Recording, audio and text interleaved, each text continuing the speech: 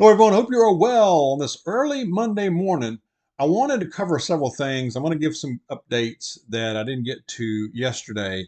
Also, I saw a story. This was sent to me by a subscriber about a disturbing death on an airplane, a passenger on a Lufthansa airliner that was heading, I believe it was leaving, it left Thailand, heading back to Germany. And there was a male that died in mid-flight, and the way he died is pretty disturbing. I mean, he there was a lot of blood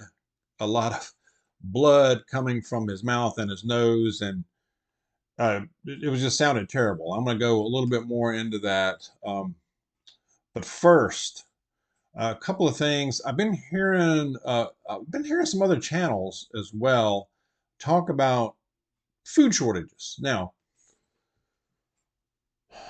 I have not. I mean, we went to several big chain stores over this past weekend, and everything is stocked very well. Like it has been for a while. Haven't noticed anything odd, and I looked for that too when I'm in the stores. Now, I did see a comment in a social media post this past week, and this was from this person said they are an auditor in the grocery business, and what they are noticing is less inventory in some of the big chain stores. Now that might be this time of the year. I don't know. If you're in this business, chime in. And also that they are noticing a lot more food that is GMO, uh, not really good for you. So they're noticing a big uptick in that. I have heard some other people talk about how there could be a shortage of farmers, and farms basically. So, that could be an issue too with the government regulations, and just it seems like there's a war on farmers, and so with that to increase the genetically modified stuff or the artificial food, basically bugs, you name it. So that's something to keep an eye on there as well. So I just wanted to mention that, get your thoughts on it. Also, real quick, I saw this is interesting. Several large companies are monitoring, they're using artificial intelligence to monitor your messages, your emails, your phone calls, everything. This is Walmart, Delta, Delta Airlines, T-Mobile, Chevron, Starbucks. That's interesting.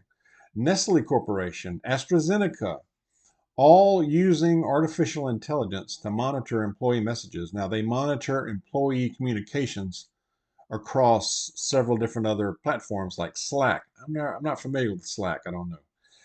Microsoft Teams and Zoom or other services.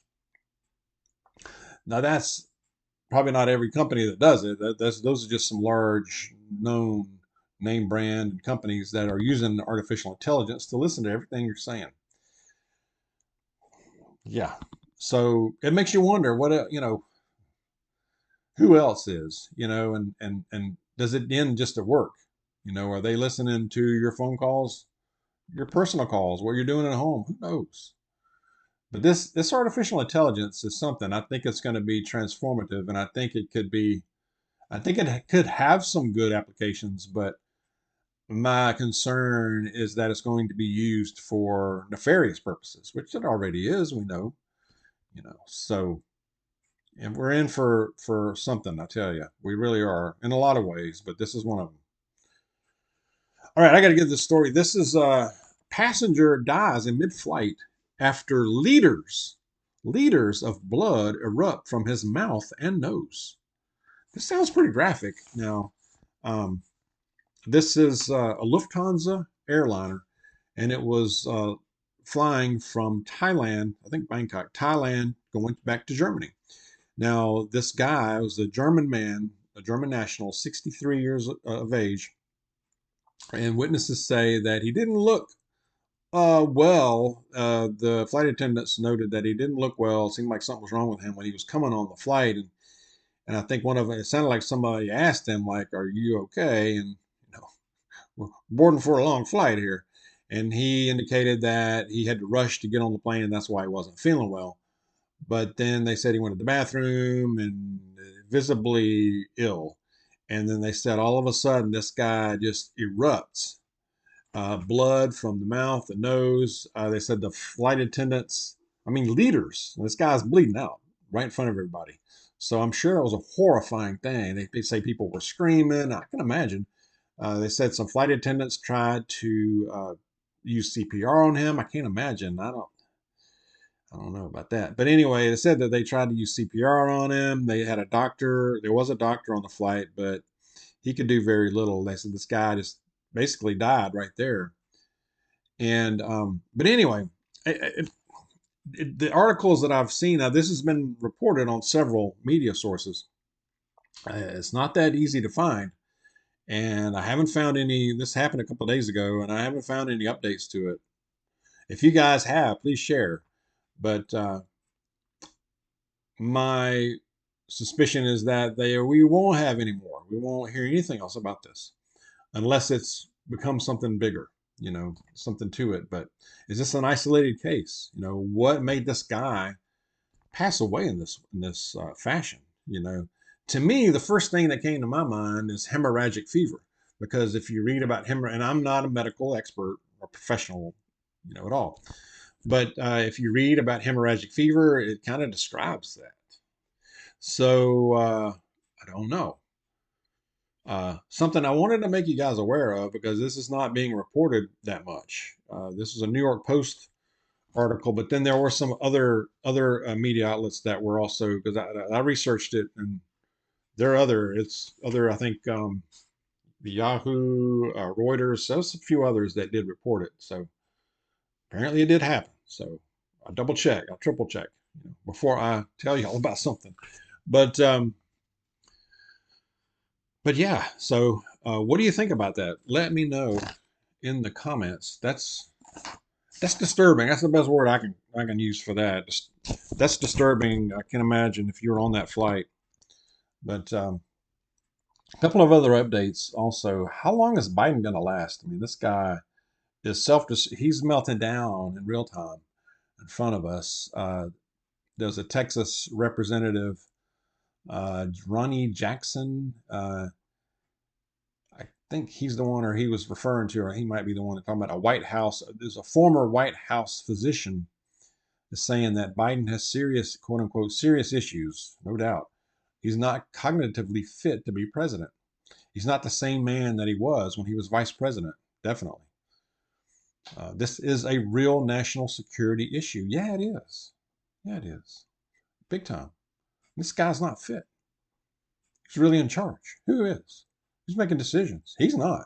There's no way. Somebody's telling him stuff, I guess, and it's getting worse by the day, is what he says. Lots of stuff is going. We're in a very dangerous time right now in the world. There's a lot of stuff going on overseas. Our adversaries have absolutely no respect for this guy, for us leadership. That's the fact. I agree with that. They have no fear of us or our allies right now, so we're very vulnerable. Uh, what do you have? If they amendment him, what is it, 25th Amendment him out of there, and you got Kamala. Like I said before, the best thing Kamala has going for her is she does not have dementia. But she doesn't. She seems pretty incompetent to me, just listening to her. In other news, Denver. What again? Denver, Colorado, y'all. I'm. I just feel bad for y'all that live in that area or even surrounding it. Colorado in general. I don't know what's going on there. But the mayor of Denver is cutting $5 million from public services. It's public services that are used for residents to pay for, he's funneling that money to pay for the spiraling illegal immigration costs of these influx of these folks they've taken in. And then he's going to blame Trump and the Republicans. That's just a classic move, isn't it? But things that, an example of some things he's cutting: recreational centers, in-person vehicle registration renewals at the DMV are going to end. It's pushing their health system to the breaking point. I can imagine. 8,000 illegal migrants recorded 20,000 visits over the last year to the medical care system there in Denver. This includes emergency room, primary care, dental care, childbirth. Idiot leaders. I mean, this is what you get. And this will happen everywhere if it continues. I know I've talked about that before, but I just had to report that. That was just reported again too. So anyway, I'm gonna go to a verse because that'll make everybody feel a little better. Okay, but yeah, this airline passenger thing, man, that's weird. Hopefully, that's just an isolated thing, and we're not gonna. Uh, I don't know. Nothing big will come from it. I hope. Anyway, all right. Verse is Proverbs. I read from Proverbs often, but I like this one. Proverbs chapter 27, verse 1 says, "Do not boast about tomorrow, for you do not know what a day may bring."